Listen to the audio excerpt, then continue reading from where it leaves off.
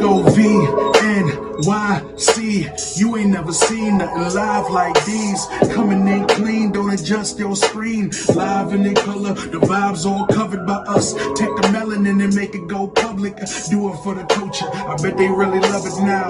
Exhale, we gon' tell you how it is. Our fingertips are on the fashion tip, and we got news when the music spins. And we can help you with some new fitness. Nice poetry will get your mood dismissed. A couple fine art will make your mind spark. Hold up, this the table for the people right now. This the table for who not feeling equal right now. Got the world looking through us like we see through right now. This that camera lens making people see you right now. Yeah, gotta shoulder him, we never starting over. The temperature's hot and getting colder, gotta hold it down. We the best, better act like you know us now. We too blessed to ever act like you show us. Hey, what's up, and welcome back to VNYC. It's your girl V, and of course, it's your boy. It's your boy 3, man. Welcome back. It's a new episode. We got somebody special today for y'all. Yes. It's gonna be a lot of jokes, a lot of funny moments. So get your drinks, get your smoke, do what you want to do, but That's real. hold your seat for this one. And then not only that, but you know, we're in the spirit. January is about to finish out. Fitting to hit February. Any tips? Anything? No tips. Listen, the tip is, girls, don't be cheap no more. All right. Valentine's Day is always around NBA All-Star Weekend, so get a fucking jersey or something. Hardwood Classic, no homo. You heard? Get a throwback. Get something. You post. All right, so Valentine's Day weekend, we gonna be in the. It's all about y'all. We bought flowers, we bought chocolate, good dates, right? And then it's a 3-day weekend of basketball. No so league because y'all pass. want bad flowers and bad cheap chocolate, that's supposed to mean something? All right, how much is all that shit? Listen, I'm not gonna lie. Let's say cheap chocolate, cheap flowers, right? I'm not even gonna lie. This is not even my battle to take for the girlies, because I be aight. This what I'm gonna say. But what I will say is this: the same way how we need to do better for niggas, I completely understand how niggas need to do better for bitches too. For sure. I thought that was already understood. That's why I didn't go. It's not understood. The people need to hear you say it as one of the representatives of the men. For the fellas, listen. Can look, we? We know when Valentine's Day come, things become convenient. There's flowers on every corner. You know what I'm saying? Take your time. Go to a little shop or something downtown. Planchette. Get the expensive joints. Like don't fuck around no more. Like don't get off work at 5 o'clock and then be like, oh, let me go hit mommy in the corner and try to get some flowers. And really plan, cause like movies, restaurants, that shit booked now. Done. Like that shit, all the full reservations Done. are now. So and you already don't got the budget, so you don't got the budget for day of flowers either. So let's not play yourself either. Know your budget, know your time. And women, back to y'all. Look, you ain't gotta buy a jersey, but just think about this, right? I'm gonna give y'all the key. Go for it. Valentine's Day is NBA All-Star Weekend. Give your nigga some bread for the parlay, for the FanDuel, something. And just hope he wins, girl, because if he don't... Valentine's Day is the same month as Super Bowl and All-Star Weekend. How y'all figure Black us History Month and other things as well. So let's not get too carried away. You can't. And you also got to get prepared to bring in our next guest. So take one commercial real quick. All right, let's roll it up.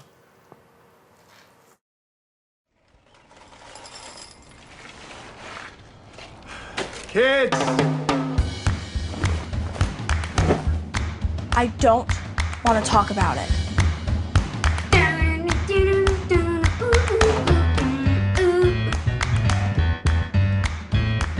I don't want to talk about it.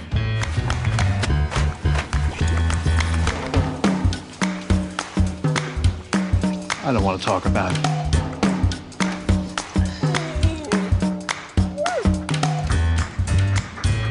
I don't want to talk about it.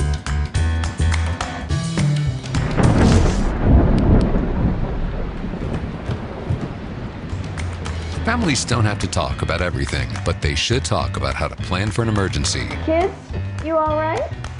This family's prepared. Get tips and resources to make your family's emergency plan. Go to nyc.gov/readyny or call 311 for more information. Welcome back. It's your boy 3. Special guest in the house. Big Wavey, give it up, y'all. South Bronx, Mr. Legend Land podcast himself. Yes, sir. If y'all haven't tuned in, y'all need to fucking tune in. ASAP. If you haven't heard already, if you haven't tuned in already, you need to do so. Tell them where they can find you, Mr. Wavey. I mean, they can find us at the Legend Land podcast on Instagram, on Twitter. They can find me at Big Wavey _legend. Which one is my camera? This one right here? Like I'm looking. That's you. Yeah, so y'all can find me on those. I'm nervous as shit right now. So listen, you got this. What about YouTube?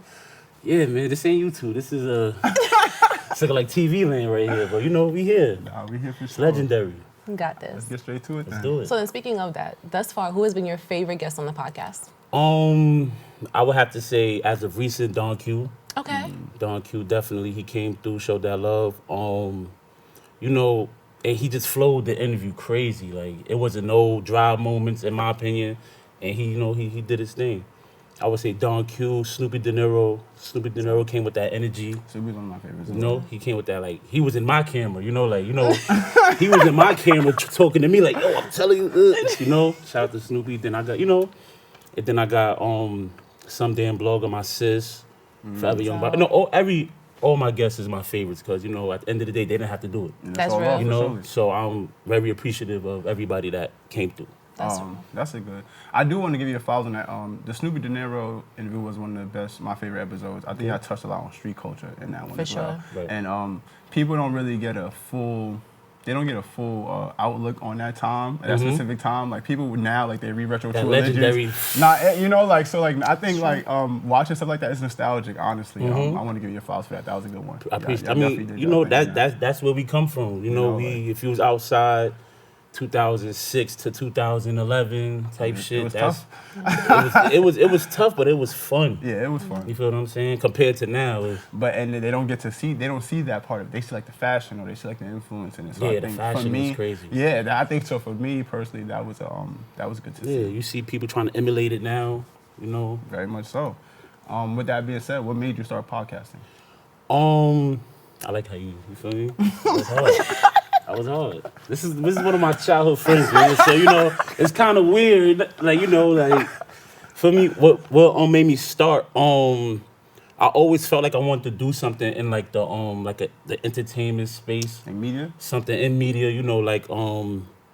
I tried to do the little funny videos. I was like, and then it just seemed like you gotta fuck with strangers. You know how they put the camera. Yo, you wanna? Nah, that's not what we doing right now. That's not what I do. So people always told me I was funny, I was this, I was that, and now I be spitting that real. So 2016, I just had it in my head like I want to do a podcast. I was watching shout out to Tax Tone. For real. I was watching a lot of Tax Tone podcasts, and I was like, damn, I want to do this. This is before like visual was even crazy like that with podcasts. So I wrote a post on Facebook like I want to do a podcast, but I don't know how to go about it. Can anybody help me? And there was like 3 comments. Somebody sent me a YouTube video that said how to start a podcast. Somebody could have done. Some people, somebody said, yo, I got a mic for you whenever you're ready. Never got the mic. Wow. So The mic is great. Well, no, but I feel like both of those things don't speak to like the fake support. And just like I said something to you, I reached out, I put a comment, but you weren't genuine about those aspects. You wasn't really trying to help put me on. So I think I think that's a little crazy. Yeah, so after that, pandemic came and we was in the crib. We was excuse me, I'm a little nervous. You know what I'm saying? So pandemic came, we was remote working and stuff. So I just said, fuck it, let me the pandemic saved me a lot of money.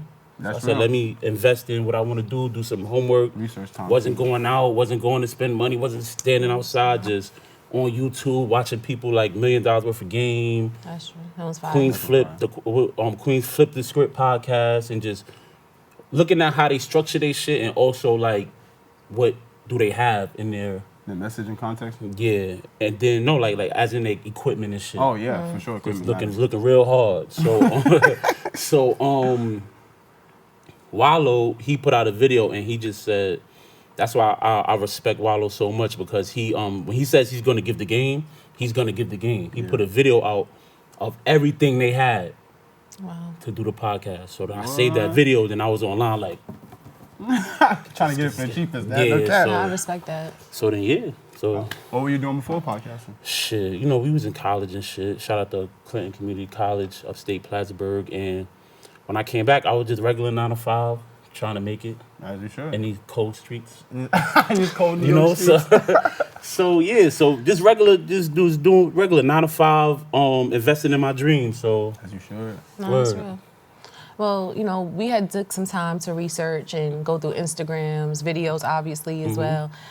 And I had come across a New Year's mood right? Okay. And not only did I do that as far as searching, but I'm a girl, so I dug deep. And I wanted to hear comments. Someone said you performed this before.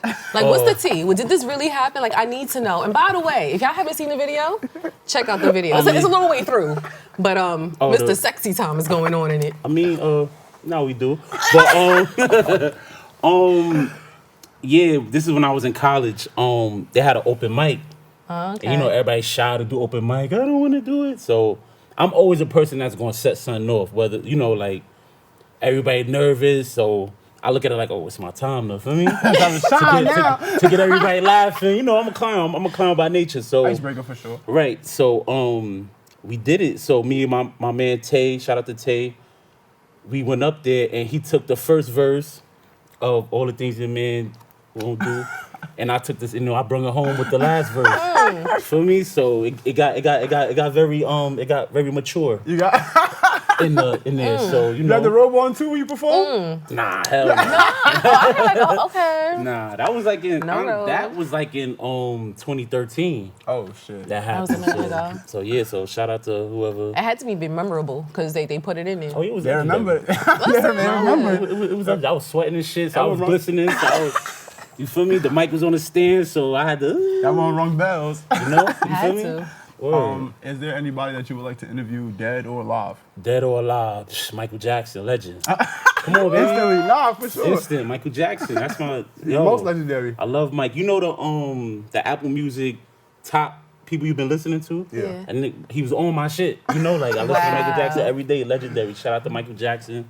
Well, we're about to wrap it up for this part real quick, but Okay. I do want to ask you, if you had to ask Michael Jackson one question, what would it be? Damn. And and it's not like he gonna say, no, you can't ask me this. If you can ask him anything, what would it be? Anything? Anything. I'm not gonna say the obvious. Did you really do with them kids? No. Oh my God. No, I'm not gonna go there. Listen, the world is yours. What's your question? Okay. I'd love to know. Damn. Moonwalking on Legendland. Like, did Oh, you that's have to? fire. Yo. Oh, like to do something? No, It was an interview. no, it's an interview. Ask Is it- an this is- interview question. Oh, like, did you really hate touring with your brothers? That's valid, though. It's always that stigma where Mike is always like aggravated on stage and Individualized. yeah, because you know he was a perfectionist Yeah. and you know it's always that talk of yo I hate going on tour with my brothers, I hate performing with my brothers, you know. That's real. You can't say don't. They don't Come suck, on. but they couldn't fuck with Mike. Come Mike on. just knew his talent. Jermaine is a legend. Listen, Mike Oh, knew who boy. Dynamite. he knew he was ahead of his time. Yeah. That's all it was. He moved like But that. I'm gonna for the ladies and say Janet.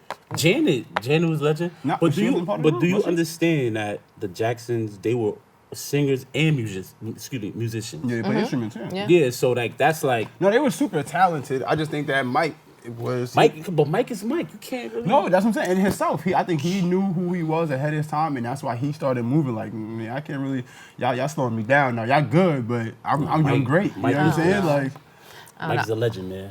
I respect it, but I would have asked about Diana. Princess Diana. Dirty No, Diana. dirty Diana. 'Cause you know, all right. he was throwing shots. He might have killed. I He don't probably know. talking about what's Diana his name? Ross? Yeah. Diana Ross?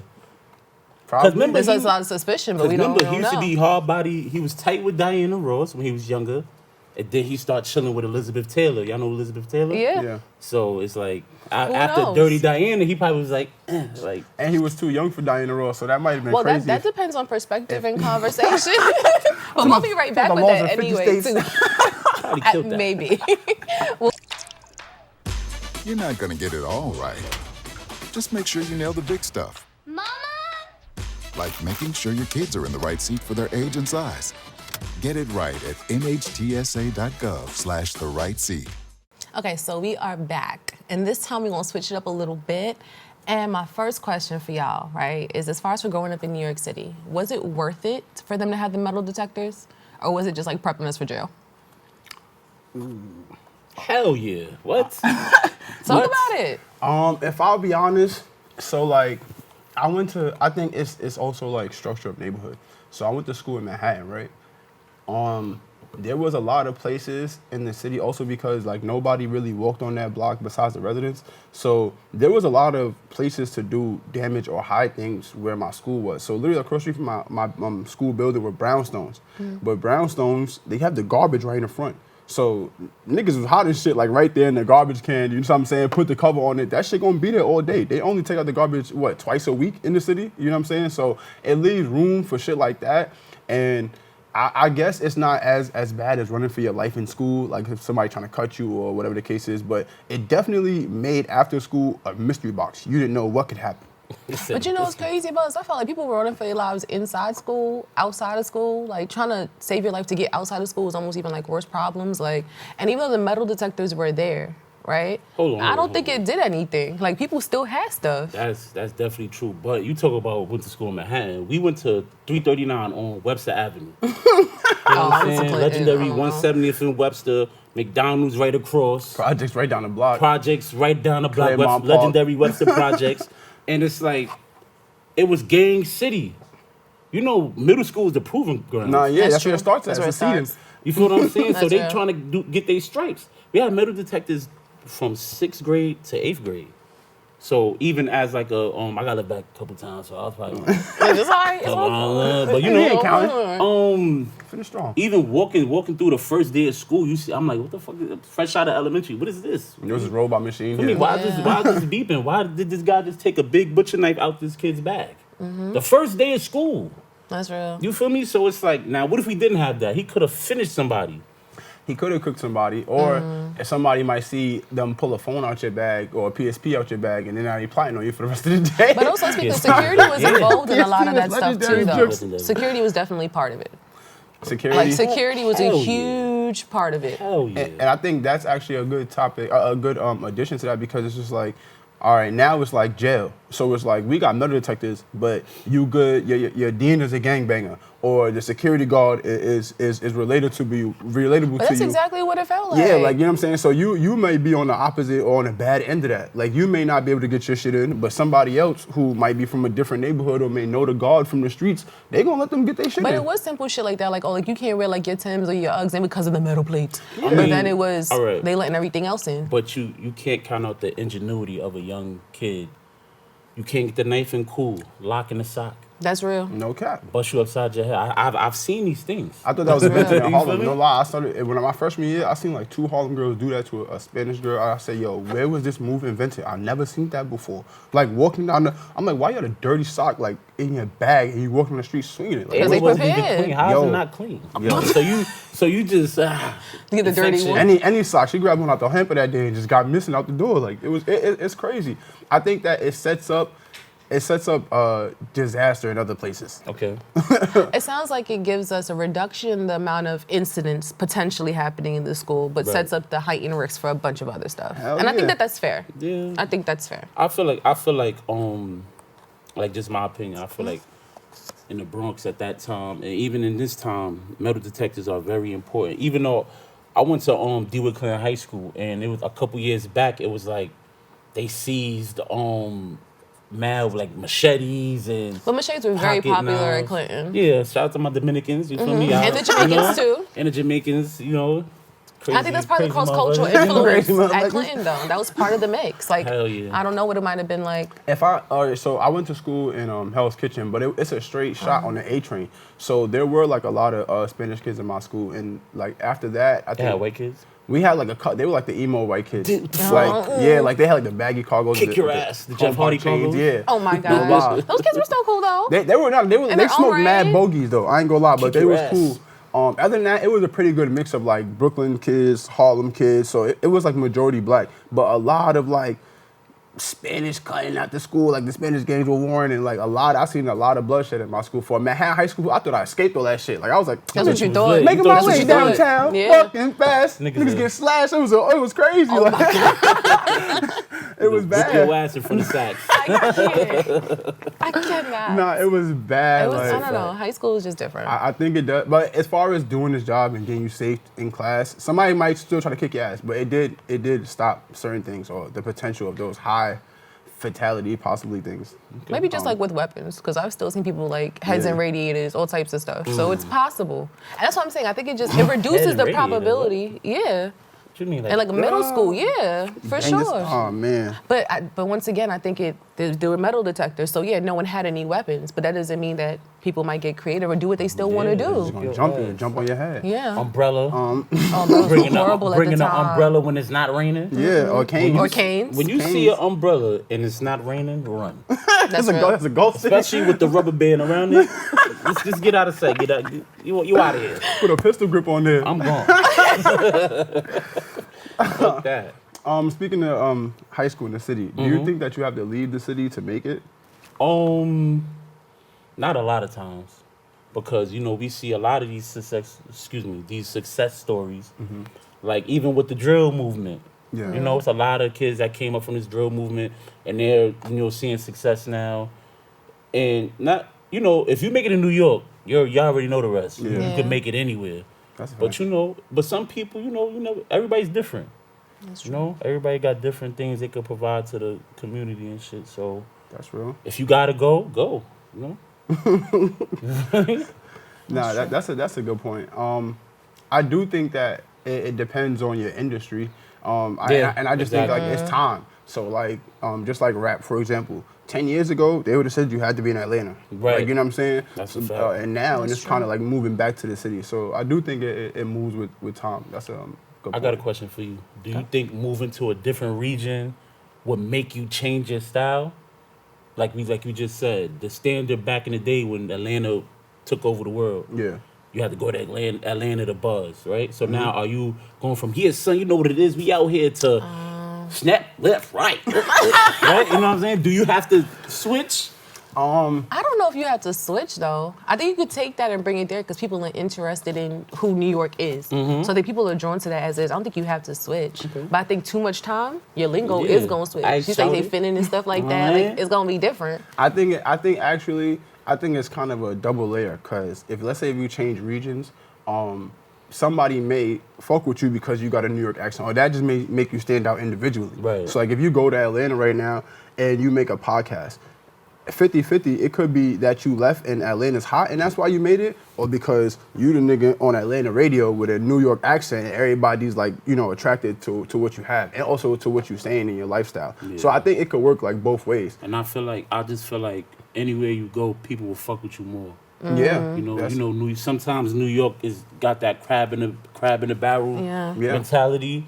So then it's like you go to somewhere like Atlanta or you go to, somewhere else down south and your shit start buzzing and it's like, yo, I always knew you could do it, bro. So when I was in New York, why you ain't fuck with my shit? But God bless. That's real. Word. I think that region does play. Maybe like I was gonna give an example like maybe like UK for example. Fam.